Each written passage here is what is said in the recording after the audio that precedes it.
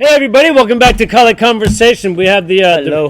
This is going to be the series of the Bruce Lee stuff that we're doing, right? Is that a series? In San Francisco Chinatown, they're going to be doing an exhibition. That's right. Called "We Are Bruce Lee." We are.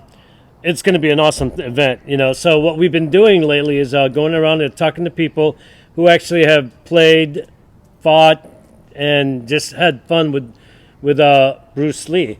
This gentleman in front of us right now. Oh, by the way, we need to do the intro, right? This is Conversation with Mirik And me, Nain, and our wonderful guest. He's the son of James Lee, and James Lee, for those of you who know, one of the four musketeers. One of the four musketeers that hung out with Bruce Lee back in the day. So ripping reps. That's why we're here today.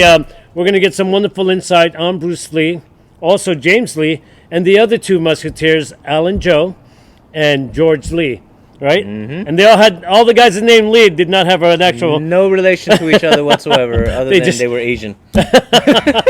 So, Greglin, tell us this story about what you know in back in the day. Of how old were you when Bruce Lee was getting into his fame like that? Let me just say thank you for this conversation. Oh, cut it out. I first met Bruce when I was probably about... Let me do the math. So 4, 12. Probably about 8.5 years old. Oh, wow. Because, my dad actually was told about Bruce from his brother and sister-in-law. Oh, really? Oh. And guess what the reference was? What was it? It had nothing initially to do with martial arts. Was it the cha-cha thing? Yeah, Bruce was a fantastic cha-cha dancer. Right. In fact, I was told that he was the cha-cha champ of Hong Kong. Yeah. Wow. And my dad's brother and sister-in-law, Robert and Harriet Lee, were avid dance fans. So they were part of the CACA, Chinese American Citizen Alliance, and Bruce would come by and demonstrate cha-cha and teach. How crazy is that? And then at the end, do a little kung fu demonstration. He always had to throw that in, right? Right. Oh, by the way, guys, when you're tired and you can't run away from me, let me show you this kung fu stuff. Right. So That's in any event, cool. I think after the third time that they mentioned to my dad, he went up to the cha-cha class, and him and Bruce hit it off right away. Wow. Right. Wow. And actually, another reference to Bruce. See, when you're good, you're good. Yeah. And people talk. All the time. And when Bruce was in Seattle, he had known a lady named Dr. Jane Lee, an optometrist. She knew Wally J., who was a good friend of my dad, who does jiu-jitsu out of Alameda. Yeah. Right. And there was talk like, hey, James, there's this guy in Seattle, Bruce, you need to see him. And people were going to Seattle back then because of the World's Fair. Right. But getting back to Bruce, or as I would call Uncle Bruce. Uncle, of course. He was wonderful. He was very, very, what's the word? Candid. He knew what he wanted, and he just had a way about himself. And my dad and him hit it off like bread on butter. Wow. And it's true. George Lee, Uh-huh. Alan Joe, James Lee, and Bruce Lee, were the four horsemen. Oh. And, as they say, give me some leeway, Except Alan Joe. No way is way, Yeah. Give me a cup of Joe, please. But they all got along. They all supported. And actually what I saw was 3 older gentlemen, approximately 20 years older than Bruce, Yeah. helping Bruce understand how a Chinese American can make it in America. So, you bring up an interesting thing. Very. And I've always wondered about this because back then, the Chinese community, especially in the martial arts, didn't appreciate a lot of stuff that Bruce Lee was doing. But yet, the 3, George, Alan, and James The 3 said, wise no, guys. we like what you're doing, promote this and bring it out and do what you should do with it. How did that go for those 3? Because we everybody knows how when it went for Bruce Lee that Yeah. they didn't appreciate him. But for Did they get backlash? Yeah, for you guys, did that happen to your father? Not really. Really? My dad had been teaching before he met Bruce for probably close to 10 years. Right. His main teacher in San Francisco was T.Y. Wong, a Siloam professor, and he had also learned some things in Hawaii. My dad was in Hawaii during the bombing of Pearl Harbor. Oh, wow. Wow. He was a civilian, and that's, I think, where he learned how to break bricks and a little bit of hard style. And if it wasn't for the war, he probably would have stayed in Hawaii. So does that also then imply that he knew the people with kaiju, like Parado and those guys? Most likely. Yeah. Okay. But, after Pearl Harbor, he enlisted into the military, Oh, wow. and he was stationed in the Philippines. Wow. Within 6 months, he developed malaria Holy. and almost died from it. And he got released from the military. He was jokingly saying, "I went in as a private first class, and I came out as a private first class." Damn malaria. Damn the malaria. So, you must have some wonderful insight. Did you ever go to his school here, both in Oakland and in San Francisco? Did you get to visit those places? To my knowledge, Bruce didn't have a school in San Francisco. Well, but you hear the stories, though, Yeah. right? Well, Where those come from? I don't think there was a school. He may have demonstrated at a dance club Yeah. or somebody's. So just Hall. Oakland and San Francisco. There was no actual school Brick and location in brick and mortar in San Francisco. So just the Seattle and Oakland. Yeah, Seattle was with Taki Kimura, Okay. and then later on, I think they trained at his market. He had a Oriental market. In Oakland, they trained mainly at home. Then they had the bright idea of opening in Broadway Avenue, 2 blocks from Oakland Tech High School, Garnett and Broadway. They rented a school. I was in there twice. I recollect it being about 400 to 500 square feet. Right. And Not that big. No. we went back there recently. There's no longer a building there. Oh, It's a used car lot for Toyota. wow. How Bruce things is- change. Yeah, Bruce Lee's rolling in his grave. Damn it. Yeah. All that history gone. Wow. So where did you train, and what did you train in? What was you? I'm assuming learned from your father directly. My dad, I kind of was scared to train with the bigger guys. Uh-huh. My dad had some pretty big students. Before he trained with Bruce, he had like 5 or 6 guys that were 240 to 300 pounds. Jesus. Al Novak, Lester Maddox, Oh, that's right. and they were all doing into brick breaking and stuff. Getting back to teaching non-Orientals, my dad, all his students, except for a few before Bruce, were non-Oriental, and nobody told him, You can't. what are you doing? They were kind Really? of scared of my dad because he had been in a few hundred fights, never lost. And of course, he was older than Bruce, so they're picking on the young kid, is what they're. Yeah, people seems- left Jimmy Lee alone. And but like getting back to the school on Broadway, it only lasted about 6 months. And Really? and some people don't even understand why. Yeah. And I try to explain to them the obvious reason, which is it wasn't financially feasible. The amount of money coming in and the money going out, the only person making money off the school was the landlord. So was he gouging? Is he like, was he on purpose raising the No, the no. rent, or just I don't think there was gouging. uh-huh. At $15 a month, Yeah. maybe 20, 25 students, you do the math, that's only a little under $400 a month coming in. Right. And it wasn't like everybody was lined up across the street. It didn't work like that, Yeah, because he wasn't that popular yet. Nobody knew of him. Yeah, martial arts in general wasn't that Was that popular. big deal? Yeah. Judo was pretty well known, but kung fu, not much. And I would say this: my dad was one of the first people to do gung fu and kung fu. So in one of his books, he did kung fu karate, and people say, "James, why are you doing kung fu instead of gung fu?" He goes, "Well, the K." K from karate, K from kung fu. It flows better. It looks better in print.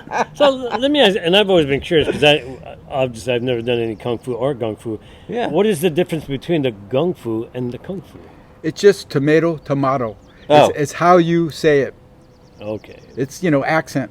Okay. There's no difference other than how you pronounce it. Wow. I mean, it always made it sound like it was two different entities. Yeah, like Gung Fu is real. Yeah, Kung Fu is just, is the modern. some westernized. No, it's just what you call it. Oh, really? It's Oh. like a different label, We but the learned same something new content. today. Yeah, I mean a bit of a letdown, but still. There's nothing magical in the I word. thought there was. I'm like, I know Seriously, me gung fu. Your kung fu sucks.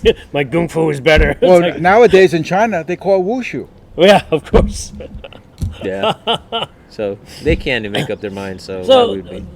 tell us a little bit more about your father and the rest of the guys. I mean, were they always just hanging out together? Did they obviously they trained together on a regular basis? How did they realize that this Bruce Lee kid was going to make their martial arts better? Because it sounded like these older men saw this young kid saying, "Oh, look, this is what I do, and I'm changing the world or changing the fight itself." I mean, how did that all play out? No, see, once you saw Bruce move and his application of what he did was extremely profound. I mean, it was obvious that Bruce knew what he was doing. And it became crystal clear that he can fight and he can make use of what he's doing right away. Wow. So my dad basically said after he met Bruce, "Can I call you Sifu? Wow. I'm willing to be your student," even though my dad is older and probably had more experience. More actual fights. But Bruce had the Wing Chun background, Uh-huh. and he had the mentality. He just had the whole ball of wax. From his tip of his toe to the top of his head, Bruce had it. That's amazing. But talk about humility on his father's part to say, yeah. "Damn, that's good. Hey, teach me." I mean, that, It's like yeah, there was that's- no like, "Well, I'm older than you. All right, let me show you." no, teach me. Yeah, and that's the same with the other two, right? I mean, That's amazing. Both Alan and George had said, "Yeah, this guy is good. Let's learn from him." I mean, to be able to be that humble as an older practitioner to say, "Hey, I want to learn from this young kid." Yeah, Generation, yeah. yeah, literally, James, Uh-huh. Alan Joe, George Lee emptied their cup completely and let Bruce fill it to overflowing. Wow. Bruce had so much energy That's intense. and information that it made the cup overflow. Right. We need a bigger cup. You got to remember, Bruce's art was based on Chinese philosophy because he majored in that at University of Washington. Oh. And to understand Bruce's art, you need to understand his philosophy. And, That makes a lot of sense. it's very important. It's based on historical truths. Uh-huh. Oh, so he was a very avid student then himself of history. Oh, yes. Extremely. Wow. These are the things that we don't hear in the common conversation with about Bruce Lee, right?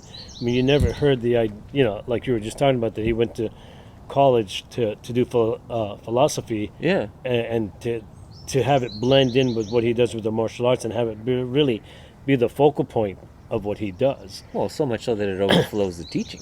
Yeah. Right. In fact, when Bruce came to America, Uh-huh. he had to get a GED at Edison Technical High School in Seattle. Because now in those days, to go to college, you have to have a high school diploma. Right. But once he got that GED, he was admitted immediately into the University of Washington. Wow. And Wow, he was a nerd. yeah, Bruce Lee was a He's a nerd. nerd. and the main reason I think that he was in Seattle Uh-huh. because his father's good friend Ruby Chow had a restaurant there. Oh, that's right. Yeah. Ruby Chow's, yeah. He used to train there. Yeah, he used to train there and work there, and that's why he really was not too happy playing Kato in Green Hornet. Oh, he wasn't. No. I thought that was something he looked really good doing. Whoa, yeah. But he So he played the Asian servant yet Right, again. the stereotype. Yeah. And he hated that stereotype. But isn't that something that actually made him more popular and because more recognizable because of that role? Possibly. But Yeah, I mean- it's probably why he did it though, because Yeah. he understood that. Well, it was an much. opportunity. Right. Actually, when he went down to talk to William Dozier Uh huh. for a role in a TV series, the first role that they were contemplating had nothing to do with Green Hornet. Oh, Really? Do you know what it had to do with? No. It's a $1 million question. Is it kung fu? Charlie Chan, number one son. oh wow. That's Really? that's what he was hoping for. Kind of like a Chinese Peter Gunn, Right. kind of like a Chinese mini James Bond. Right. Yeah. And, Really? and it was still Bruce's hope one day Uh-huh. to make kind of like that. You notice in Enter the Dragon, he kind of was like a Yeah. The A spy. spy. Yeah. Oh my God. That's Oh, that's where that came from. that's crazy. Wow. Hey, folks, you heard it here first. That's awesome. Uh, And he just what happened to fall into it? He wasn't chosen for that role, or It wasn't so much for that role. Uh-huh. That TV series oh, went by the wayside. it never got made. It never Yeah. got made. And yeah, because you know, my dad knew quite a bit of the local people in martial arts. Uh-huh. Ed Parker Right. and a few people in Daly City.